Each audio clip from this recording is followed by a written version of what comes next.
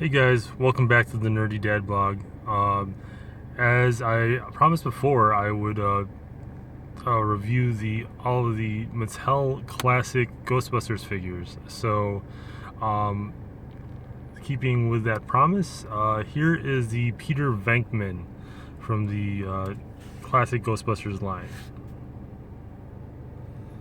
So sticking with the original silhouette, and as a tribute to the toys from the 90s, keeping up with that motif, this particular Peter Venkman toy also pays tribute to the original, the real Ghostbusters toys from the Mattel line back in the 90s, but it is modernized in that it has many more points of articulation.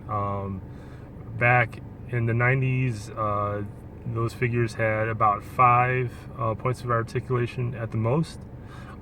Some had different themes to them. You could squeeze the legs and then the head would pop up, or just different wacky things that toys had back in the 90s. As in the modern era, as in the present, toys are made with a much more articulation and much more joints, so they could they'd be posed in much posed much better, or much more realistic, and the need and demand for that has grown in recent years, and so more realistic, more posable toys have been made, and the demand and supply for that have been keeping up with that trend. So this particular figure shares the same silhouette as the other Mattel Ghostbusters classic toys. It's about a 5 to 6 inch scale. I think it's a 6 inch. Let me stand it next to a Marvel Legend to see. Okay, so I'm standing next to the Red Hulk Wolverine. The classic Wolverine from the Red Hulk series, the Hasbro toys. So the figure to your right is about 6 inches tall. It's actually on a slant because I'm in my car, but about 6 inches tall. And the figure to the left is about the same height. So I'm going to say the 6 inch scale. So as you can tell, the figure is it takes tribute, pays tribute to the original movie, and it also pays tribute to the figures from the 90s. It mixes elements of realism and nostalgia within the action figure. The details are pretty highly sculpted and pretty realistic, as well as stylized to make this cohesive cohesive style to this figure. Just very distinct style that Mattel really works out well. The face is pretty realistic, but also not so realistic where it can't be it can't mesh well with the older figures. So it's a good mesh between modern and nostalgic elements. So the figure has about 1, 2, 3, 4, 5, 6, 7, 8, 9, 10, 11, 13, 14, 15, 16, and then you got the double joints, 18. So about 20 points of articulation. The head moves left to right. The shoulders, it's double jointed, so it has the ball joint underneath the armpit, and then it has the joint, a swivel joint on the top. Let me move that back. Swivel joint on the top. Then you have this beautiful logo of the Ghostbusters symbol. As I said before, how to tell between a Ghostbusters 2 and I apologize, a Ghostbusters 1 and Ghostbusters 2 movie action figure. The Ghostbusters 2 action figure logos, Rowan, which is the name of this logo you see inside, he will hold up a 2 sign, which is like a, similar to a peace sign, but he'll hold up a 2 sign. And that's the only distinguishable difference between the two. You have a joint on the elbow, so it's actually double, so you could rotate it.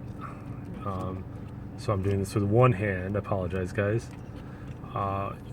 You rotate the arm, and then you can move it left to right, up and down, and this elbow joint moves 360. Then you also have the wrist joint, which you only could turn it in a 360 motion. You can't move it up and down. There's no joint on the top of wrist and the bottom of the wrist to have that flexibility, but that's not a bad thing, because it also is a subtle tribute to the original figures, which did not have that joint, and the same joints that are on this arm are shared by the joints on that arm, so they have the same joints in each of the arms. The same shoulder joints, same elbow joints, same wrist joints, exactly the same.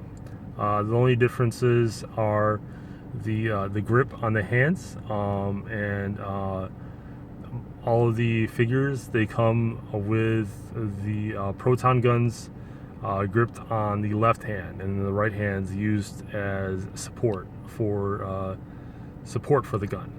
On the waist, if I can see, I think there is so you have another joint in the middle, so about 21 points of articulation. So you could swivel his waist, and so you don't have to turn the figure all around to pose him. You could have him turn his waist, and so then you have this cool detailed belt, very highly accurate compared to the movie. Then you have the hip joints, so they're ball joints, as well as I think these are called swivel joints. I'm not so sure. I have to brush up on my knowledge on that, but so it's a double joint, so it gives you the freedom to pose this particular figure, in a 360, his legs in a 360 motion. You could swivel this all the way back if you'd like. I don't know why you would want to do that. And you could, and then the normal way of posing him, front and back, so you could have him walk if you want to. There's also joints on the thigh, so you could swivel them in a 360 motion. A joint on the knee, so it's just a normal up and down motion. Then you have a joint at the ankle, which I think is only up and down. You can't, only up and down. You can't move it, which is, so it's just a small joint. You can't move it that much, but enough where you have the option to. And it's a really cool addition to that. I really like the ankle joints. It just gives it a subtle, it's just a subtle difference that helps you pose the figure better. If you look on the back, the proton pack is really highly detailed. I think I went into that before. The wires are all different colors. You got the bag, like the unit, where you could read the unit in the back, and then all the different buttons. Really cool. And then if you wanted, you could hang the proton gun. Oops, could get that to. There you go. If you wanted to, you could hang the proton gun on the back, right over here. So all in all, I love this figure, and across the board, I just think these figures are amazing. It's a great mesh between modern and nostalgic elements. The face really makes it for me. I mean, it's this huge, not huge, but great representation of Bill Murray and Peter Venkman. Really love this figure. I give it a 9.5 out of 10. I know I previously said that I will review Winston Zeddemore next, but he's coming up. So thanks for tuning in. More Ghostbusters on the way, and I think pretty soon I will review all of them side by side, as well as the Build-A-Figure in the background. So stay tuned, and please like or subscribe for the Nerdy Dad Blog. Please like if you enjoyed this video, and please subscribe for more. Oops. All right, thank you.